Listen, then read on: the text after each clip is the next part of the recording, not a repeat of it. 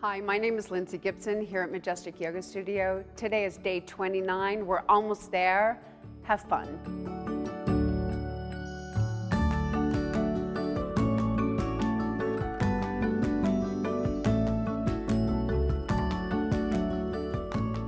Namaste. This is Popsi Narasimhan again. I'm a certified Iyengar yoga teacher, and I'm going to be doing some backward bending poses in this session.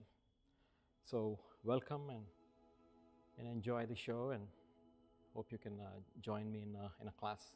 I'm going to sit in my swastikasana before I begin. Cross my shins as I'm on my tops of the feet, groins extending from the, towards the knees. I relax my knees. Knees should be below the pelvic line, and I'm sitting equally balanced on my sit bones. As I lift my sacrum up, ascend the sides of the torso, and grow tall. Gently bringing my shoulder blades in towards the midline of the body and into the back body. As I lift my chest up, bringing my hands to the center of the chest, closing my eyes and contemplating my practice for today. Having an intention for my back bends today, and then at the same time, I'm saying a small prayer before I begin my practice of back bends. Silently, I'm chanting Om, the deep inhalation, deep exhalation.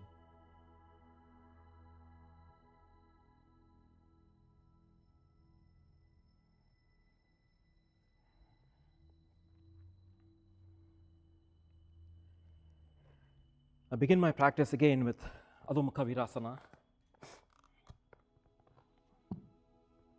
As I bring my tops of the feet down, my knees apart, extending my torso in between my thighs as I reach my arms forward, extending my torso, sides of the waist, sides of the chest.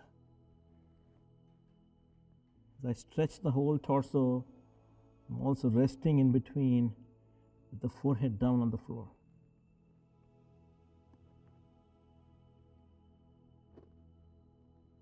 Child's pose or Adho Mukha Virasana. I come out of the child's pose, turn my palms out slightly. I press the whole palm down, turning my upper arm from the inside out as I stabilize my elbow. Curl my toes under as I straighten my arms, pressing my palms down, and I lift my knees up to come to Adho Mukha Svanasana, a downward facing dog. Lift my heels all the way up, and you should see an inverted V with the torso and the legs, the arms, torso and the legs.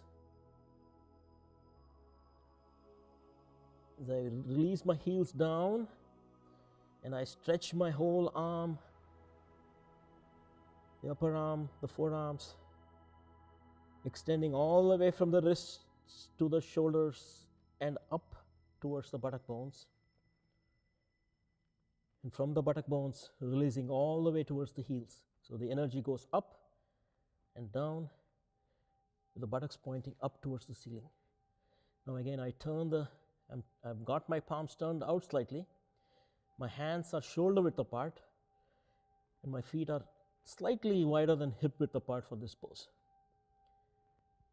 This is downward facing dog, Adho Mukha Svanasana. Now my transition to upward facing dog, as I move my torso forward, my arms remain straight. I'm turning my upper arm more and more. My shoulder rolls from the inside out. As I bring my chest forward, my pelvis forward, and I'm still on my toe mounds on the back feet. I lift my torso up, so my chest should now be vertical. And I'm bringing trying to bring more and more of the pelvis in between my arms. I'm going to repeat this a few times. So take a break in Adho Mukha Svanasana, downward facing dog. This is the chance to catch up and catch your breath actually. Back to Urdhva Mukha Svanasana. Again, rolling the shoulder bones back, extending the collarbones, lifting the chest as I bring more and more pelvis of my pelvis forward, and now back to Adho Mukha Svanasana. Now, if you notice, the next time I'm going to do Urdhva Mukha Svanasana, I'm going to transition from the toe mounds to the tops of the feet. And notice how I switch the legs from this position all the way to this position, coming to the tops of my feet, simultaneously on both feet. Now this time, I should be able to drag my feet forward, bring more and more of my pelvis in between as I lift my chest up, keeping my legs absolutely straight. My legs are absolutely straight, fully charged, back to downward facing dog. I can do the same thing on blocks and get a little more lift in the blocks. I'm going to do the same thing turning the other way, so you get a feel for the same pose on the left hand side as well.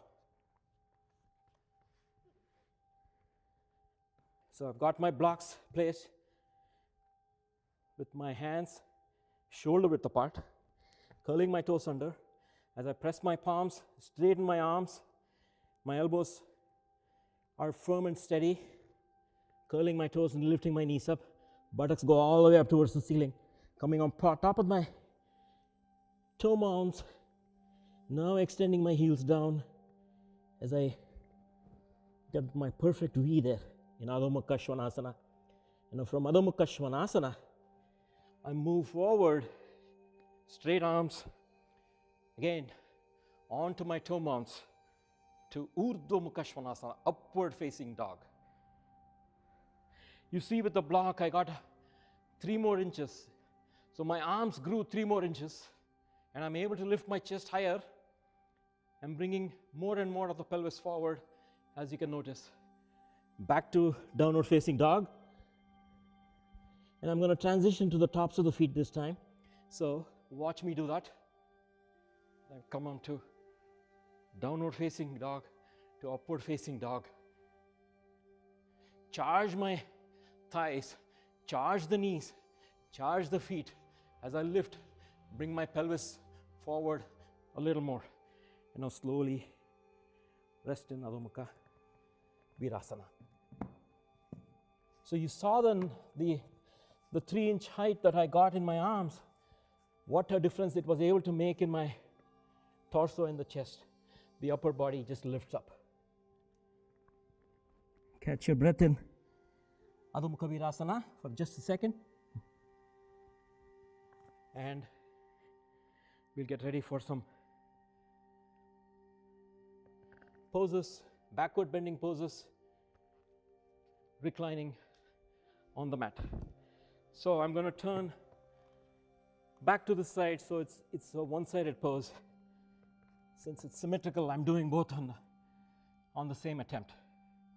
So again, I'm reclining in this pose with my frontal body on the mat, with my chin on the floor. I'm extending my tops of the feet down on the floor as I reach my toes back. I'm stretching all the way from the thigh all the way to the toes, back towards the back of the studio here. I'm bringing my arms forward, hands a little bit forward for the first pose, which is Bhujangasana or Cobra pose.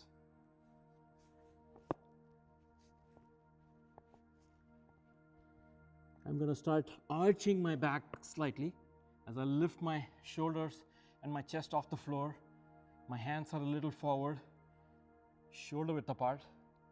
As I come up I'm on my belly, if you can notice. My pelvis and the belly remain on the floor as I lift my upper body up and gently look a few feet forward. So there's not much weight on my arms. I can lift my hands up. So I'm not pressing my hands firmly. We'll take this one step further where I put a little more weight on my arms and my hands, and I'm straightening my arms to get a light back arch, a little more than back the first attempt. Slowly come on down. And then for the final pose, I bring my hands out by the side of my chest. I press my feet down.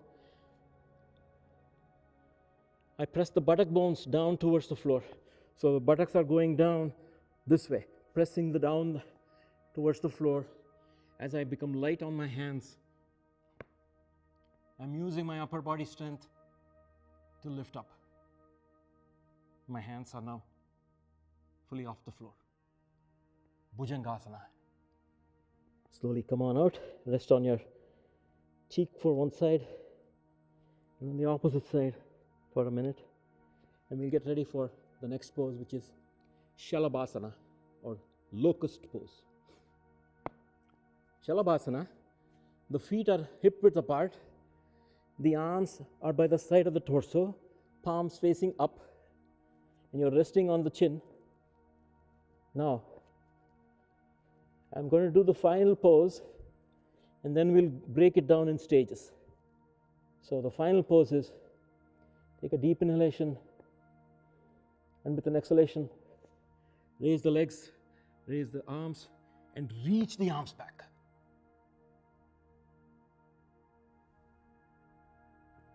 So the legs are fully charged, the arms are fully charged, and the arms are reaching towards the floor.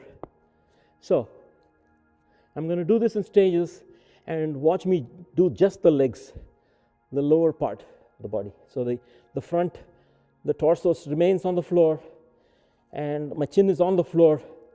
I charge my legs. I start to extend my feet away as I lift my knees up. As you can see, my thighs are fully charged. And now on an exhalation, I raise my feet up. Bring it down. Catch your breath. And I'm going to repeat this one more time before we switch to the arms. Catch your breath. And on an exhalation, lift the legs up. Bring it down. Now, the front body. The legs remain on the floor this time. I'm going to use my arms and my shoulders and the upper body as I take a deep inhalation, and with an exhalation, raise the torso up, extend the arms back, rolling the shoulders up and back. My feet are on the floor. One more time. Deep inhalation and exhalation. I want to combine these two, but I want to use these belts for some use to help us get a little more in the back bend. So I'm going to belt around my shins, make it sufficiently tight enough, like so you feel them acting as traction for your feet. And the object is to break the belt, and with that action, help us get into a little more back arch. I'm going to bring my arms back. So I'm fully locked and loaded now. My arms are on my buttocks, palms facing up. I'm reaching back with my arms, reaching back with my feet as well. Now, on an inhalation and on an exhalation, raise the legs up, raise the arms up. You see, I'm trying to break the belt with my legs and with my arms. My shoulders are rolled back as I come out of this pose. So I was resting on my lower belly in Shalabhasana. The next pose is a pose called Dhanurasana or bow pose. Again, I'm resting on the floor. Buttocks again in all these resting poses, in the lying poses where we do back bends, the buttocks go down towards to the floor. So again, now in Dhanurasana, I bend my knees. My knees are hip width apart.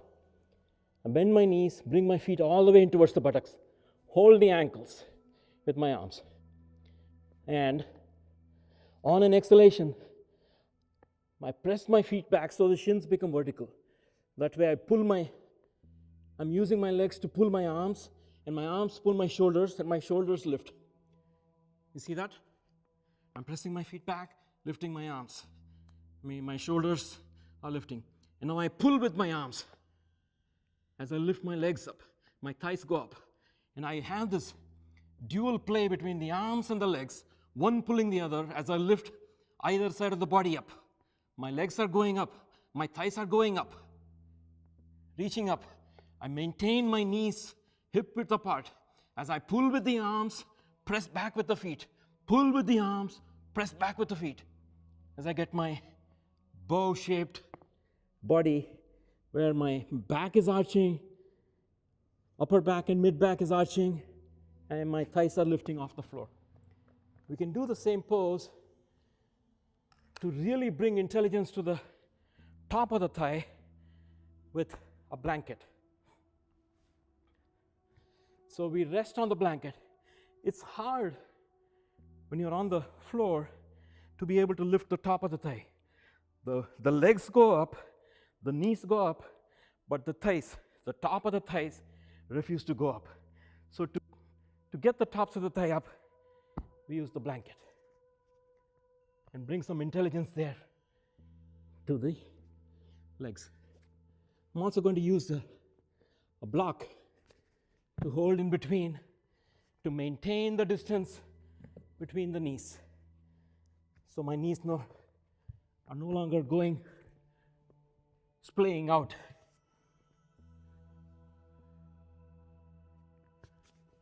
Okay, I think I'm in position. Bend my knees, hold the ankles. Now you see my thighs are already lifted with the blanket. Take a deep inhalation, and with an exhalation, I press my feet back, lift the shoulders up. Again with the interplay, one pressing the other. One lifting,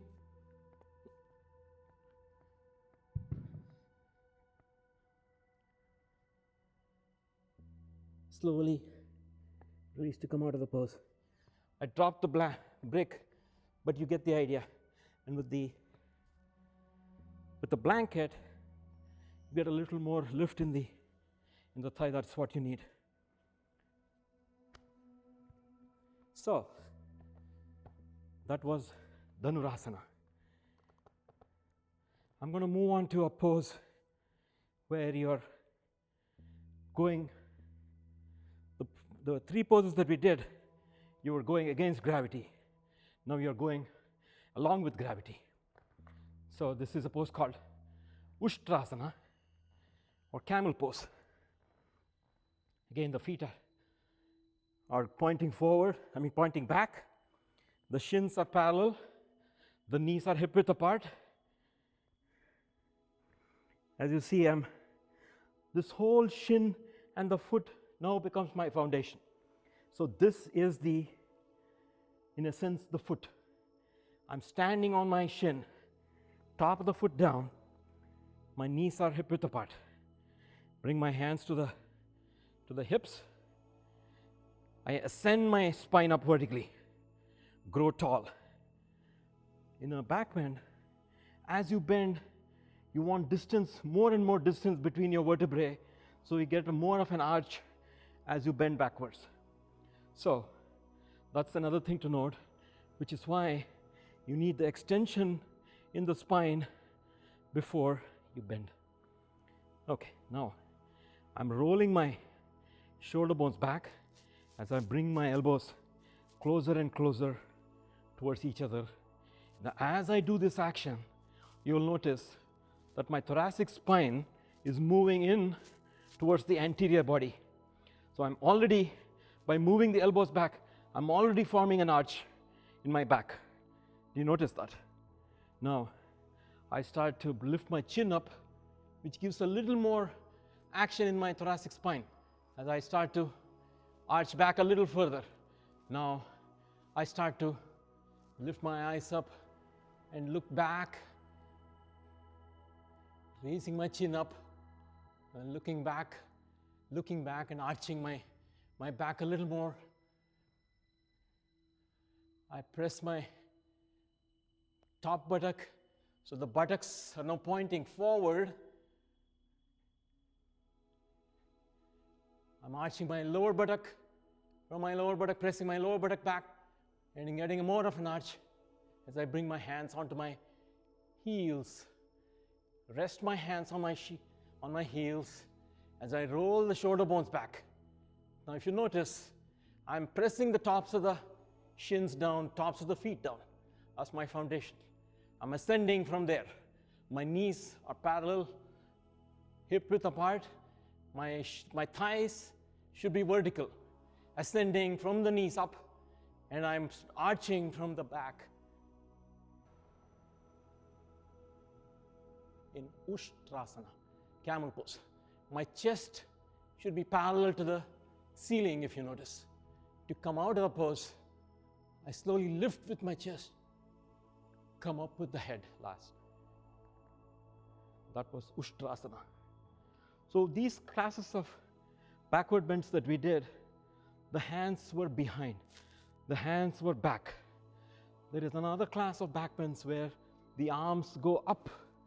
So most of the poses that we did now, the arms were back. We started or down, below the shoulder line. We started with Adho Mukha Svanasana, Urdhva Mukha Svanasana. The arms were down. Then we went into Shalabhasana.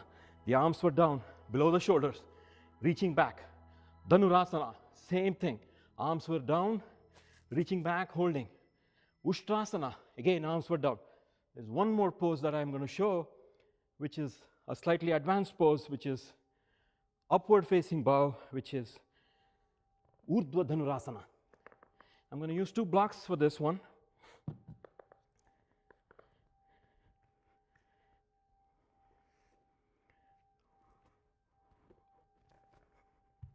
In this pose, my back is on the floor, an upward facing bow.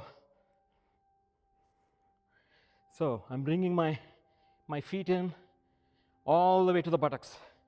I'm getting a little more height in my feet because I have a little hamstring pull on my left leg since the last 2 days, and I need a little extension with my legs because I may not be able to get the most out of this pose with my feet on the floor. So now I bring my arms up by the side of my ears. My elbows are now pointing up, and I want to keep my elbows towards each other. The elbows have a tendency to go apart, but I want to keep them in line with my shoulders. So I press my palms down, as I press my arms, I roll my shoulder bones into the mat. I start to lift my chest up, my sternum up, as I start to get a slight arch in the back already. Now I press my feet, starting with the heel, And now move my buttocks, lift my buttocks. As I lift my buttocks, I move towards the heels with my buttocks. My head is still on the floor. My head is still on the floor. I'm moving towards my heels. I place my head on the crown of the head on the floor. Again, I'm making sure my palms are pressing, my elbows are in line, and I'm pressing my heels. Take a deep inhalation. On an exhalation, raise yourself up, extending the arms fully. The arms should be straight. And now you're trying to bring the knees back towards the head.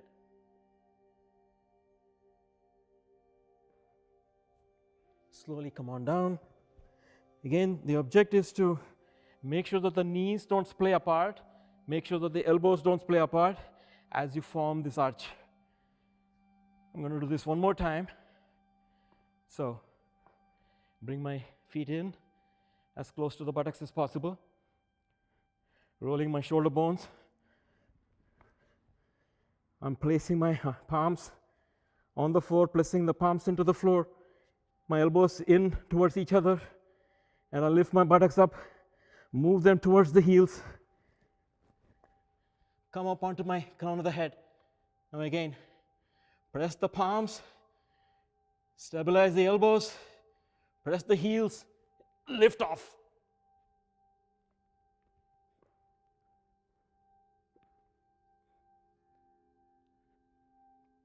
Now, I can lift my heels and move my feet in closer towards my head, but because of my back injury and my hamstring being tight today, I'm not going to do that. Also, since I'm on blocks, I don't want to injure myself further. So I come back down, roll over to the side, come on out of the pose, and I'm going to do a twist to stretch the sides,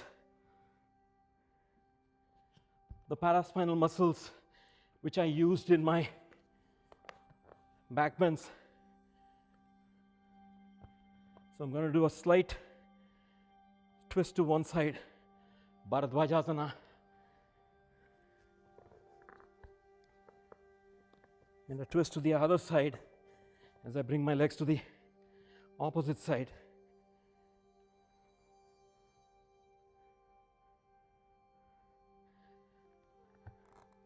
And I'm going to come back to Adho Mukha Svanasana, or downward facing dog. Now with my feet mat width apart. Now this is more a restorative Adho Mukha Svanasana, downward facing dog, where the object is not to do a Adho Mukha Svanasana for the sake of Adho Mukha Svanasana, but to relax the paraspinal muscles, relax the spine. And in order to do that, I'm going to stretch, bend one knee, stretch the opposite leg, bend the opposite knee, stretch the other side as I stretch the sides of the torso, sides of the back muscles that I used for all the back bends. Slowly come back to Adho Mukha Virasana. As I take my knees apart, come onto the tops of the feet, extend the torso forward.